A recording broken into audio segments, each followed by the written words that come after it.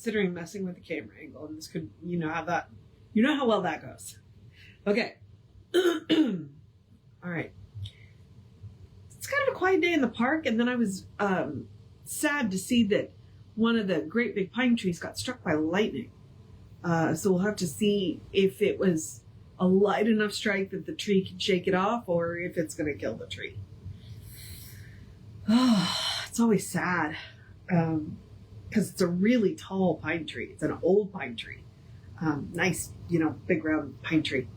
But, when it happens. It was, it's also one of the tallest pine trees in the park. And we've had some interesting storms lately. So, all right.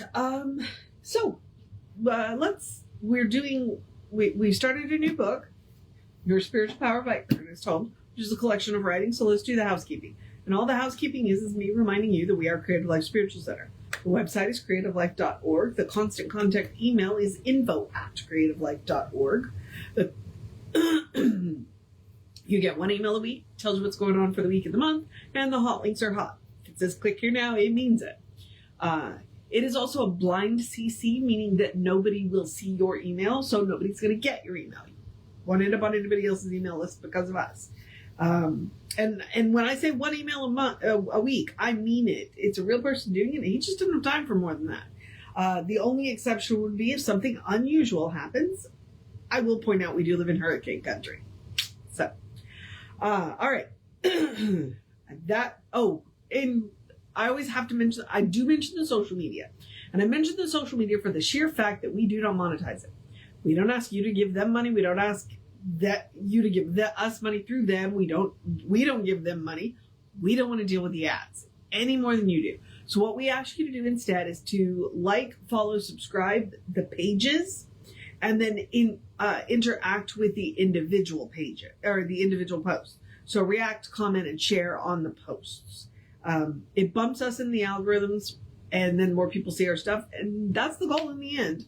We think we have good tools to share. We hope you agree with us. All right. So that should be the housekeeping. Now, I'm still figuring out what's going on in this book because they decided to start with Immortality. It's short, but weird. So this is a collection of, it says it right there, a collection of inspirational writings. Apparently some of these were never published anywhere else. Some of them are out of print. But that's what it is. It's a collection of, little things. The next one is going to be we're going to go from immortality to your invisible power. So, yeah, really cool. Which is interesting because they mentioned Philosophy Friday last night. So we'll see how that goes. But we're just going to take, 4 or 5 pages and go from there. And Immortality's got a lot of poetry. So, yeah. But why did you start with Immortality? I don't know. Okay.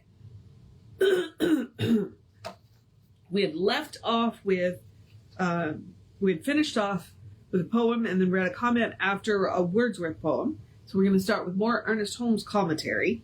If you want to know where I am, I'm on page 16, if you've got this book. And I'm going to start with the 3rd paragraph. And so the faculties of memory and the understanding cannot be found in the body, but function independently of it. There can be no question but that the soul needs the body while functioning here, else it would not have it. It needs one, therefore it evolved one. It needs all the physical instruments to properly function on the physical plane.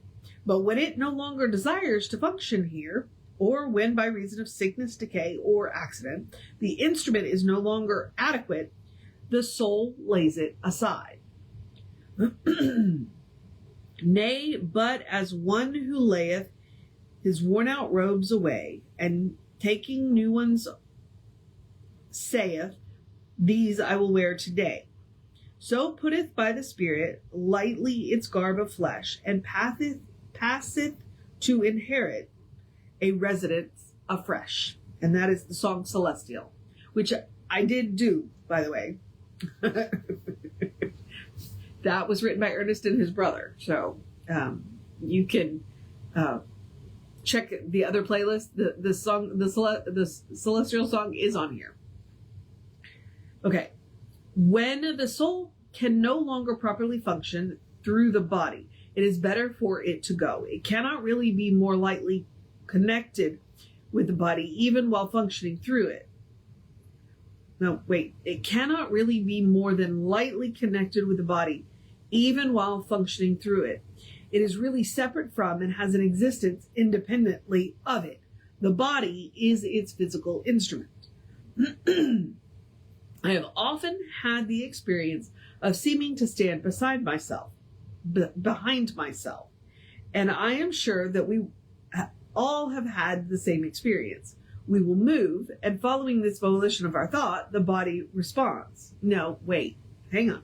We will to move, and following this volition of our thought, the body responds.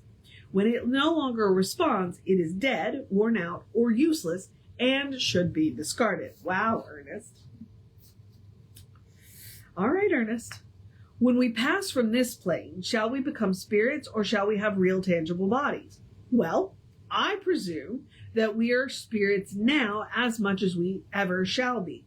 After all, the spirit must be what we really are. But shall we still have bodies through which to function? It seems to me that we must have. I cannot think of it from any other light. We have bodies here. The soul needs something definite through which to function. If it has something definite here, why not hereafter? If the soul clothes itself in form here, and if it continues to live after the passing of the physical body, it seems logical to conclude that it will still need a body. If the soul can create one here, I see no reason why it cannot create one hereafter. But the question might be asked, out of what would the soul create a body from? Here we must realize that God's world is not limited to one plane. Science is rapidly proving that there is much more in the universe than we can see with the physical eye. I can conceive of a matter more subtle than the kind that we are in the habit of handling. I think that the new idea of ether supplies a theory to fit this need and does so very adequately. And we've moved on from ether and have no idea, like we don't use that term anymore. So that is an archaic term that Ernest is using there. From this theory, I draw the conclusion that there could be a real body within the one I now have, just as solid, just as tangible, as definitely outlined, and every bit as real. I believe that the resurrection body is within the one we now use. Now, if you have ever heard of Amit Goswami, he says the same thing. He believes that we have 5 bodies. This being, he calls it the gross body, the material body. And that's the one we're going to lay aside. But there are 4 more bodies inside. There's the emotional body, the mental body, the supramental body, and then the bliss body. And the bliss body is God's idea of us. That's God's blueprint. And I think the supramental is where we go in meditation. So Goswami agrees with Ernest that we have bodies within bodies within bodies. Interesting. Okay. A thorough study of the topic will convince anyone that form can lie within form without interference.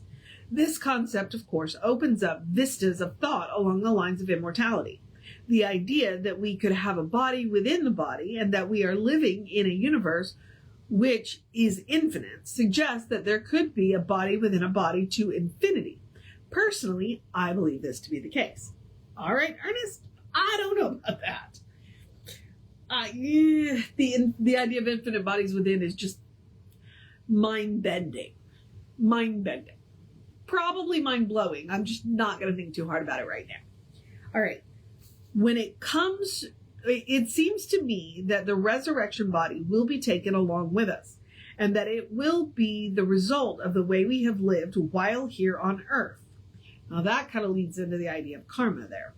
I have no doubt that the body we now have has evolved in this manner, and the next will be sort of a continuation of this one, only more subtle.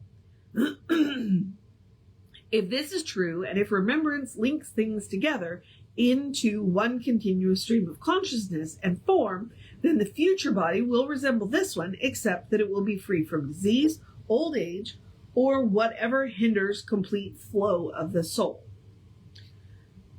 I am satisfied that the future or resurrection body will be definite, real, and tangible, outlined and solid, and all that we could ask for, expect, or desire, a fit instrument for the future unfoldment of the soul. And we are going to move on into quite a long poem here. Faithful friends, it lies, I know, pale and white and cold as snow. And ye say, Abdullah is dead, weeping at the feet and head. Yet I smile and whisper this, I am not the thing you kiss. Cease your tears and let it lie. It was mine, it is not I.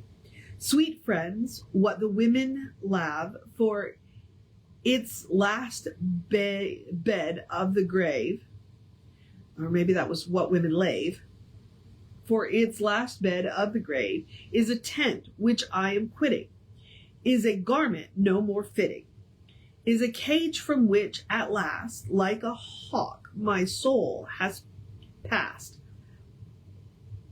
Love the inmate, not the room, the wearer, not the garb, the plume of the falcon, not the bars, which kept him from these splendid stars. Loving friends, be wise and dry, straightway every weeping eye. Yet what ye lift upon the briar is not worth a wistful tear.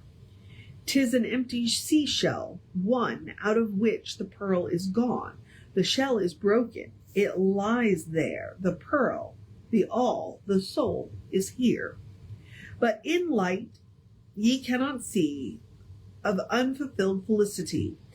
In enlarging paradise lives a life that never dies. Where I am, ye too shall dwell. I am gone before your face, a moment's time, a little space.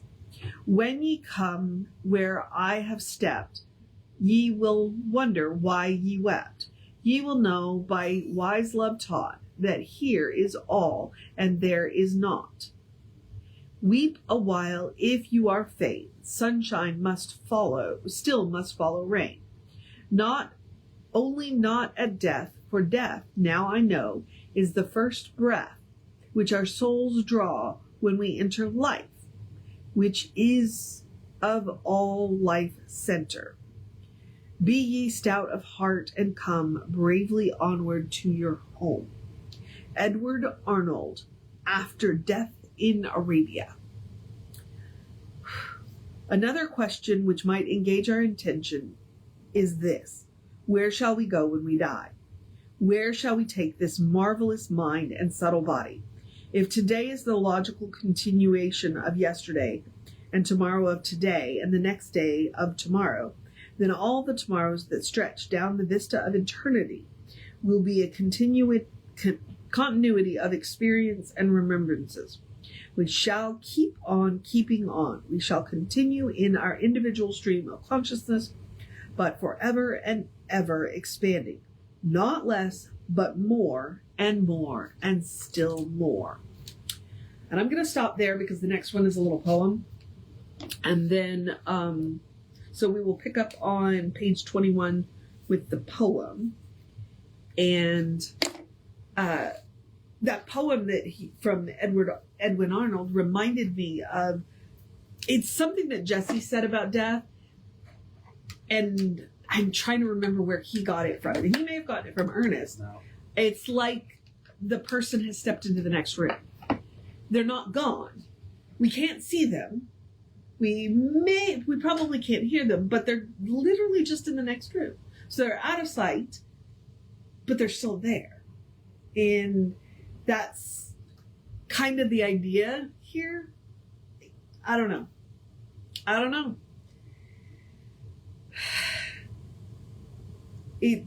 Immortality is an interesting topic, and it's an interesting topic because humanity fears death. But Ernest clearly didn't, and had some ideas about it. I do know that when Hazel died, it broke his heart.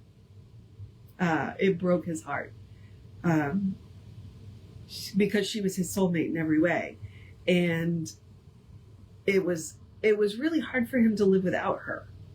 And he did, but not for much longer after she passed. So, I